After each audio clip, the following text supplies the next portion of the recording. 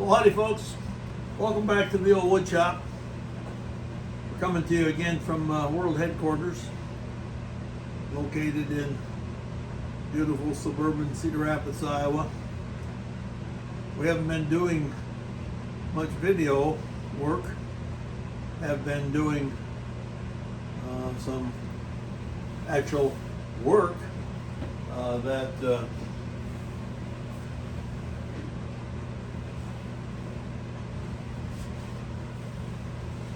upper management doesn't even know about. We made this bowl. This is out of cedar, and we also made a pepper grinder, pepper mill, and people kind of like these. Heck, I like them. So we do some of that.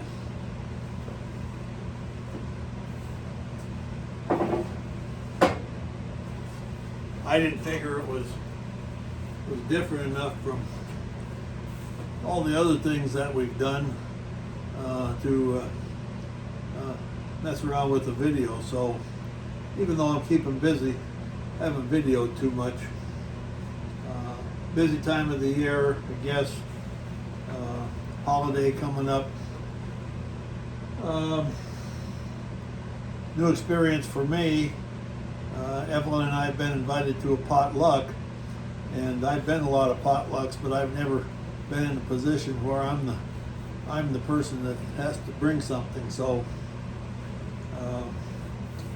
I'm making my Frito pie, and when I told the host what I was bringing, I said I'm going to bring my world famous Frito pie. He says, "Really? Is it world famous?" I said, "Well, in my world it is. I like it." So we'll see how that goes. What we're proposing to do today is to make something called a salt cellar. And it's basically a round, hollow vessel with a lid, and it can't be that deep. It can only be about maybe half to 2/3 of that deep, and it will have a lid, and you'll be able to swing the lid around, take a pinch of salt, like you see the really expensive chefs do. They don't measure nothing. They just say a little salt here, a little salt there. So this is cherry wood. We're going to turn it between centers. So I have the spur drive set here. And the first thing to do is to make this round, and then on each end we're going to put a tenon, because one of these, this end here will actually end up being the lid, so we'll have to part it off from the main vessel before we hollow this out. So I better put my glasses on.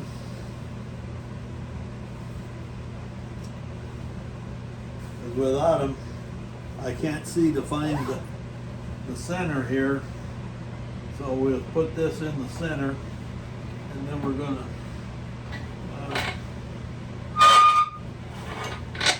bring it into the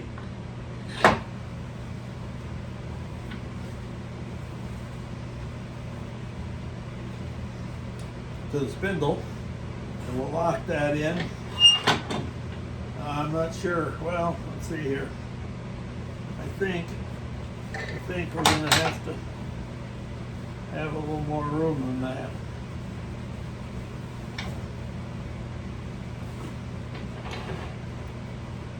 So the first step, make it round. That's generally what you do with the lathe. Everything has to eventually become round. I've trimmed this up on the bandsaw so that we don't have some sharp corners. The sharp corners, sometimes wood wants to split off. grain's running this way, so this is the butt end of the log. So let's see here. And we should be able to turn it at a relatively high rate of speed. So we got our glasses on. Hair's covered. I guess that's important when you don't have much hair left.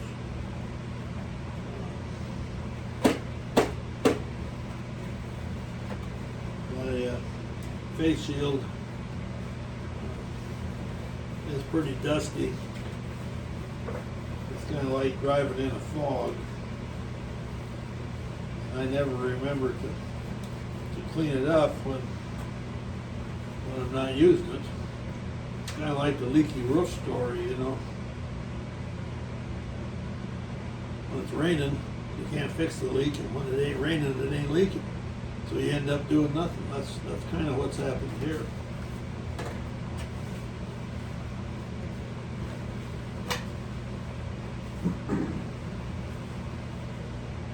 Well, as the upper management says, cut out the talking and get to doing something.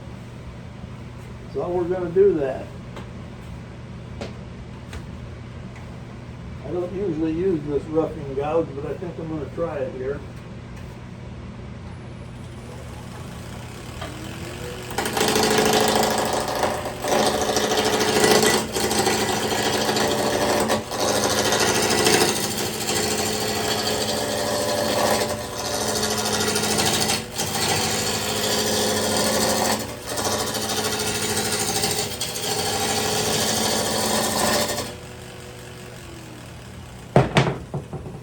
We're going to have to cover up the back bench here, and if we don't do that, cleanup crew gets agitated, and you know, they're pretty important. Because without them, the whole darn shooting match kind of comes to a halt. So we're getting pretty close to being around here, folks.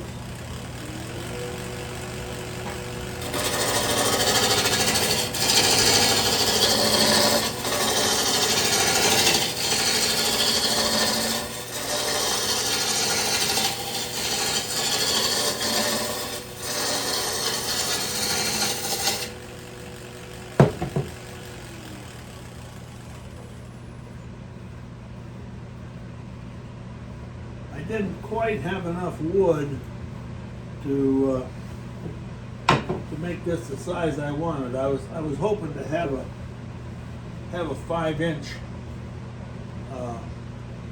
vessel. This is not going to be 5 inches.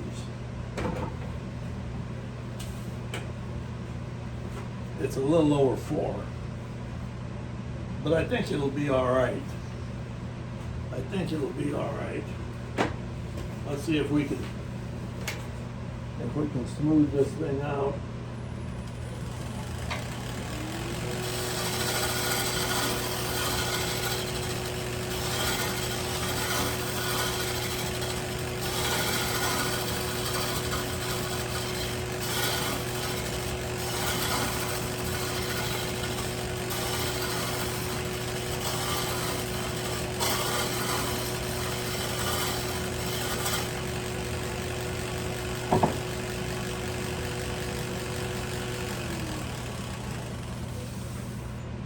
Yeah, we got a flat spot on there.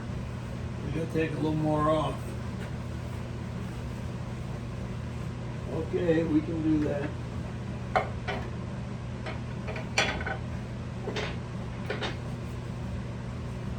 Just reposition the tool rest slightly.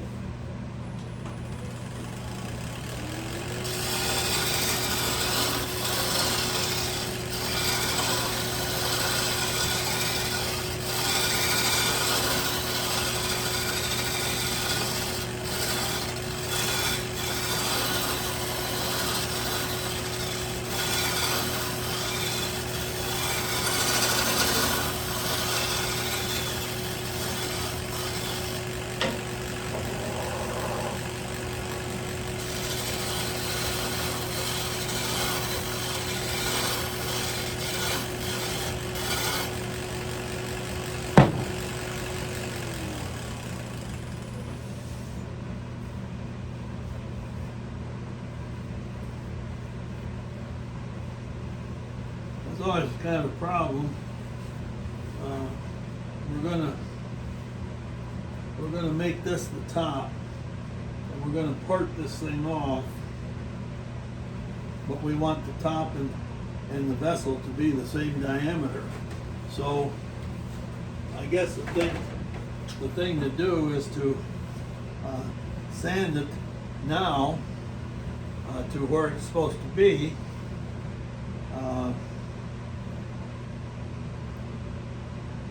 So that when we go to put the lid back on it, they'll be the same size. Let's see. Well, I may have a chance to, I don't know. Wish I remembered how I did this the last time. Well, that's the good news about getting old. You have so many darn things that are new every day. So I think we'll give this kind of a sanding to begin with.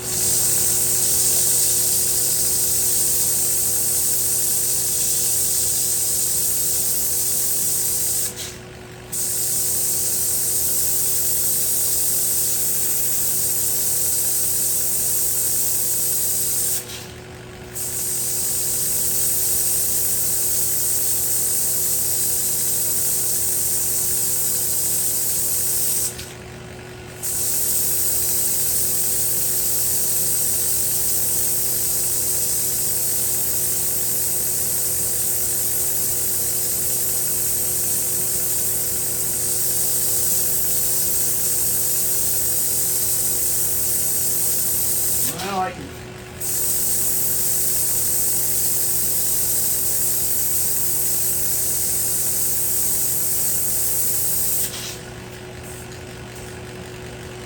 I can still see a few tool marks, but I think basically it's a bummer. I see quite a few tool marks. I think I better get some fresh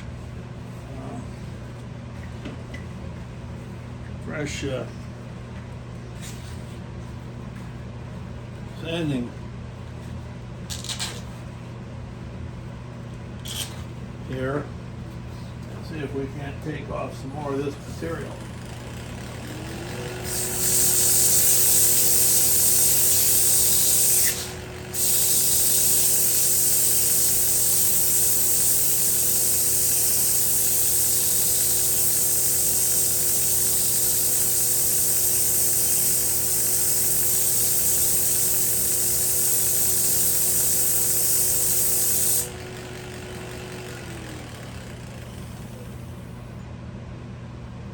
That's better. The more important place is toward this end, because we'll undoubtedly cut off some of this because we aren't going to want the vessel to be that deep.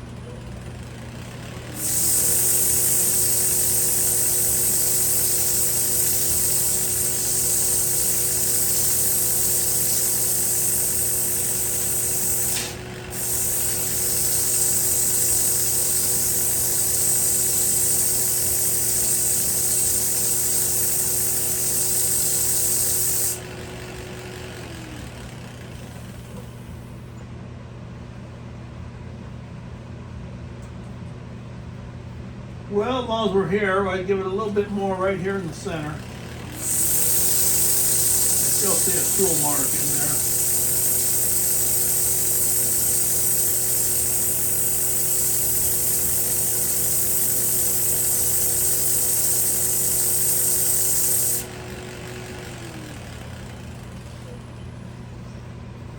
Woodturners like to think that the tool marks disappear when you put the finish on.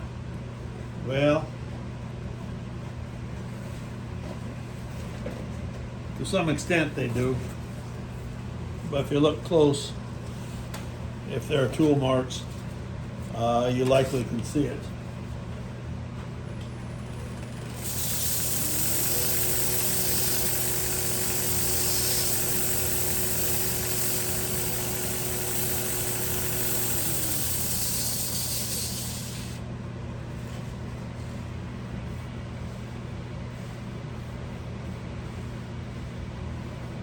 Yeah.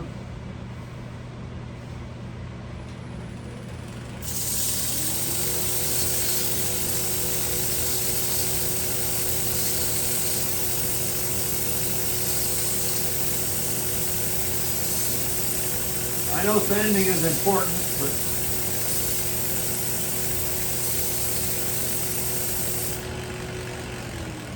the older I get, the less important it kind of becomes to me.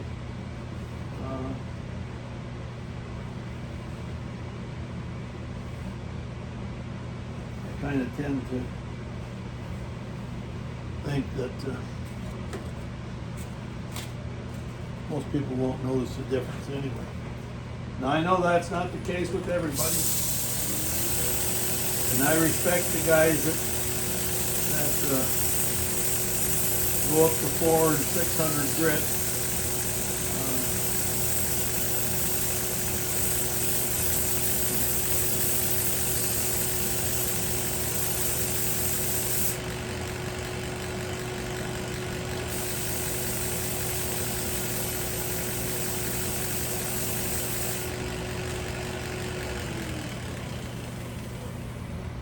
Well, I think what we're going to do is put a tenon on each end.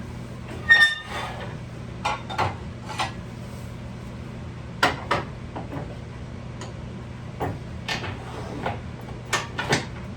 think I'll put one on this end first because it's a little harder to measure back here and see what how big the tenon is, how big we want to make it.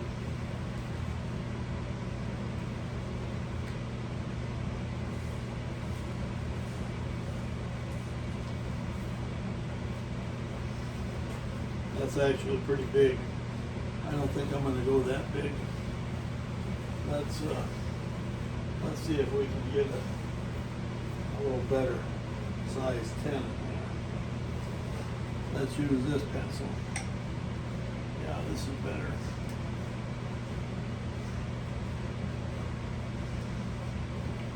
Yeah, that's better.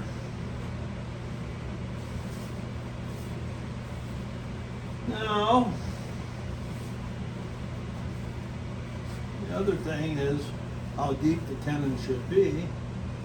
And this is where I always have a problem.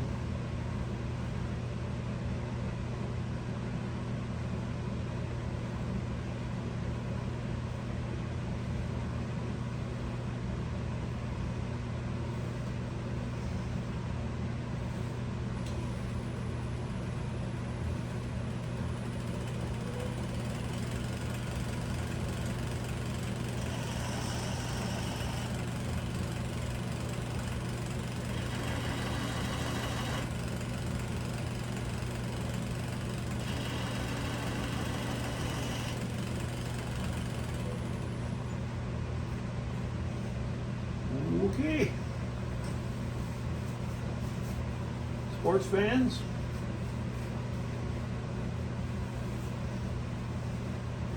I love these shirts with pockets.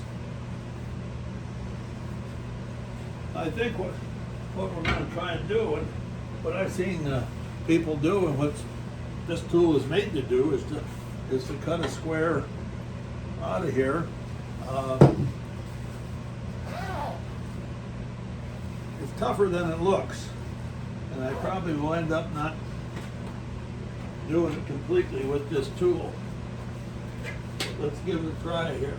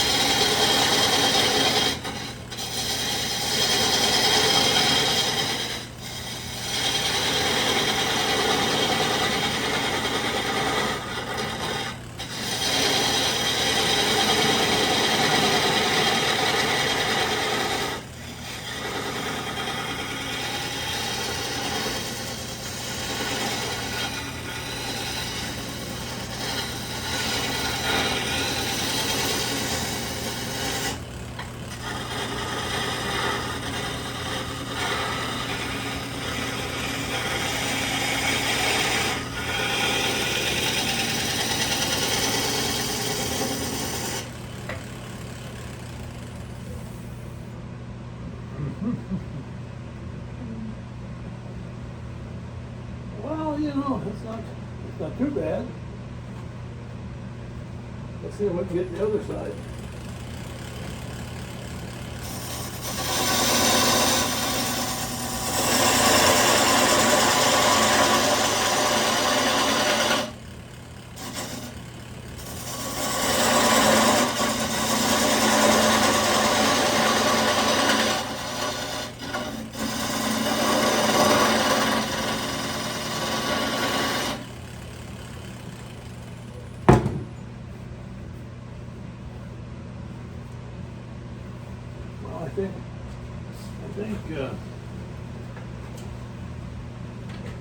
I think folks, for this side, let's measure what this one is.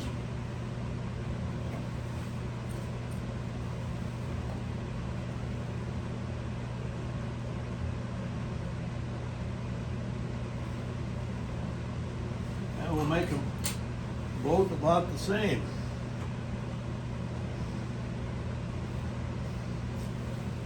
I better put my face shield back on.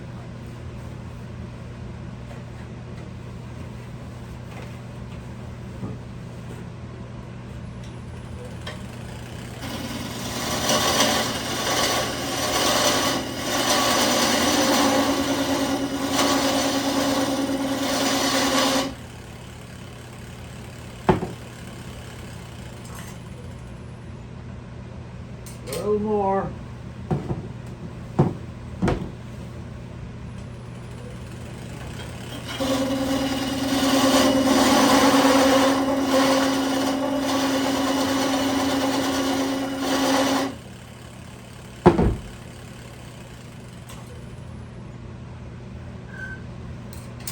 Pretty close.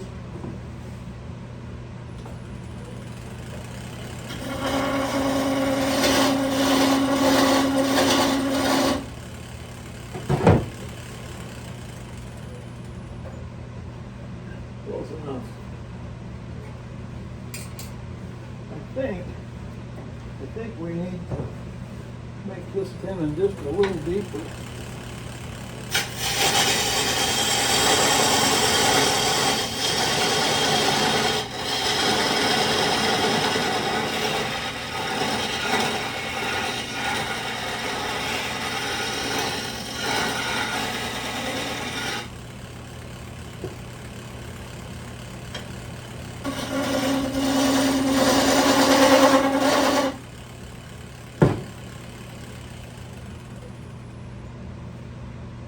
Well, I think we may have done it maybe as good as the big guys do it.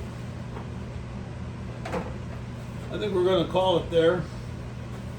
We got a tenon on both sides. The reason we want a tenon on both sides is because we're going to part this off, and this will become the lid. This part, and we'll have to be able to work on it. So we're actually going to have two pieces here. Okay, folks. Thanks for watching.